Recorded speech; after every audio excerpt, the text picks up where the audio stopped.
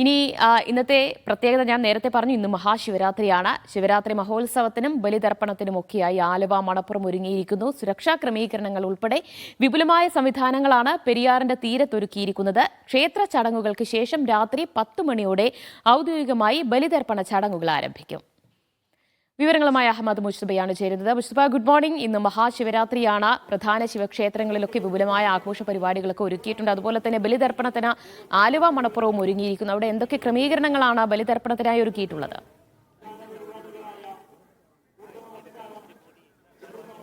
ദിവ്യ, good morning.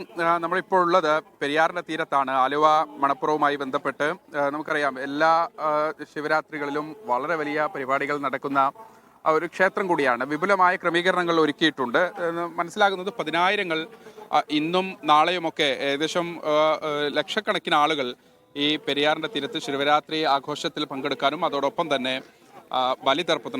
പിതൃതർപ്പണത്തിനായും ഒക്കെ എത്തുമെന്നുള്ളത് ഒരു പോലീസിന്റെ ഒരു വിപുലമായ കണക്കുകൂട്ടലുകളും ഉണ്ട്. ഇതിനകം തന്നെ തിരുവിതാംകൂർ ദേവസ്വം ബോർഡിന്റെ നേതൃത്വത്തിൽ വിവിധമായ ബലിത്തറകൾ ഒരുക്കിയിട്ടുണ്ട്. കടവുകളിൽ പ്രത്യേകിച്ച് പ്രധാനപ്പെട്ട ഒരു കാര്യം, ഈ ക്ഷേത്രത്തോട് മണപ്പുറവുമായി ചേർന്നാണ് ഈ പുഴയുള്ളത്, പെരിയാറുള്ളത്. അതുകൊണ്ട് ഈ കടവുകളിൽ ബാരിക്കേഡ് തീർത്തിട്ടുണ്ട്. പോലീസിന് വിവിധ കേന്ദ്രങ്ങളിലായി 4 വാച്ച് ടവറുകളും ഒരുക്കിയിട്ടുണ്ട്. അങ്ങനെ പെരിയാറിനോട് ചേർന്നുള്ള തീരങ്ങളിൽ സുരക്ഷാ ക്രമീകരണങ്ങളാണ് ഏറ്റവും പ്രധാനമായി പോലീസ് ഒരുക്കിയിട്ടുള്ളത്. ഒപ്പം തന്നെ ഇന്ന് രാത്രിയാണ് ഈ ക്ഷേത്രത്തിലെ ഔദ്യോഗികമായിട്ടുള്ള ഈ ശിവരാത്രി ആഘോഷവുമായി ബന്ധപ്പെട്ട ചടങ്ങുകൾക്ക് ഔദ്യോഗികമായി തുടക്കമാകുന്നത്. അതിനുശേഷം പിന്നീട് നാളെ രാവിലെ ഈ പരിപാടികൾ ബലിതർപ്പണത്തിലേക്ക് വിപുലമായി കടക്കും. ഒരുപക്ഷെ ഇന്ന് ഇപ്പോൾ ഈ ദൃശ്യങ്ങളിൽ കാണുന്നതിനേക്കാൾ കുറച്ചുകൂടി വിപുലമായ രീതിയിലുള്ള ബലിതർപ്പണ ചടങ്ങുകൾ നാളെ രാവിലെ ആയിരിക്കും നടക്കുക.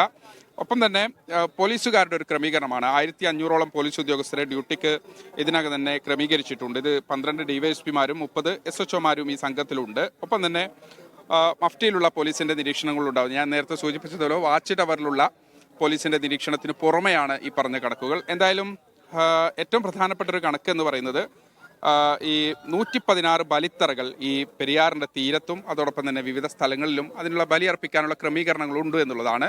ഇന്നിപ്പോൾ രാവിലെ പ്രധാനപ്പെട്ട ക്ഷേത്രത്തിലെ പൂജകളും അതോടൊപ്പം തന്നെ മറ്റു പല സ്ഥലങ്ങളിൽ നിന്നും, പ്രത്യേകിച്ച് ഈ ആലുവ മണപ്പുറം വിവിധ സംസ്ഥാനത്തിന് പുറത്തൊക്കെ വിവിധ സ്ഥലങ്ങളിൽ ഏറ്റവും പ്രസിദ്ധമായ ഒരു ക്ഷേത്രം കൂടി എന്നുള്ള നിലയ്ക്ക് അതുമായി ബന്ധപ്പെട്ട് പുറത്തു നിന്നൊക്കെ ഒട്ടേറെ ആളുകൾ വരുന്നുണ്ട്. അതുകൊണ്ട് അതുമായി ബന്ധപ്പെട്ട് അവരുടെ ബലി തർപ്പണ ചടങ്ങുകളൊക്കെയാണ് ഇപ്പോൾ നടന്നുകൊണ്ടിരിക്കുന്നത്. ഇനി ഇപ്പോൾ രാവിലെ ക്ഷേത്രത്തിലെ പ്രധാനപ്പെട്ട ഒരു ദിവസം എന്നുള്ള നിലയ്ക്ക് ക്ഷേത്രത്തിലെ സാധാരണഗതിയിലുള്ള അല്ലെങ്കിൽ ഇന്നത്തെ ശിവരാത്രിയോടനുബന്ധിച്ചിട്ടുള്ള മറ്റു ചില പൂജകളും ഒക്കെ നടക്കുന്നുണ്ട്. ഒപ്പം തന്നെ ഇന്ന് ഉച്ചയ്ക്ക് ശേഷം മറ്റു ചില ചടങ്ങുകൾ കൂടിയുണ്ട്. വൈകിട്ടോടുകൂടി ശിവരാത്രി ആഘോഷങ്ങൾക്ക് തുടക്കമാകും. രാത്രി 10 മണിയോടുകൂടി ഔദ്യോഗികമായി തന്നെയുള്ള ഈ ബലി തർപ്പണ ചടങ്ങുകൾക്കും അതോടൊപ്പം തന്നെ മറ്റു പ്രധാനപ്പെട്ട ശിവരാത്രി ആഘോഷവുമായി ബന്ധപ്പെട്ട ചടങ്ങുകൾക്കും തുടക്കമായതിനു ശേഷമായിരിക്കും കുറച്ചുകൂടി ഈ ആലുവ മണപ്പുറത്തിന്റെ ഒരു പൂർണ്ണ തോതിലേക്കുള്ള നമുക്ക് ആ ദൃശ്യങ്ങൾ ഒരുപക്ഷെ എന്തായാലും വൈകിട്ടോടുകൂടി കൂടുതൽ കുറച്ചുകൂടി ഒരു മുഖരിതമായ അന്തരീക്ഷത്തിലേക്ക് കാര്യങ്ങൾ എത്തും. ആ ദൃശ്യങ്ങൾ കാണാം. ഒപ്പം തന്നെ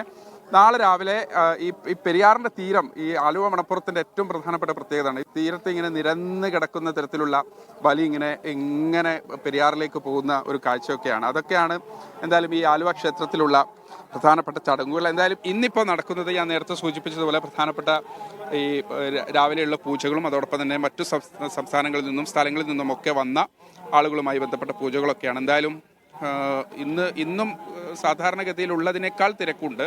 ഒപ്പം തന്നെ ഒരുപക്ഷെ എനിക്ക് തോന്നുന്നു മണിക്കൂറുകൾ കഴിഞ്ഞാൽ ഒരു ഉച്ചയോടുകൂടി ഈ പെരിയാറിന്റെ തീരം അല്ലെങ്കിൽ ആലുവ മണപ്പുറം പൂർണ്ണമായും ജനനിബിഡമാകും എന്ന് തന്നെയാണ് ദിവ്യ.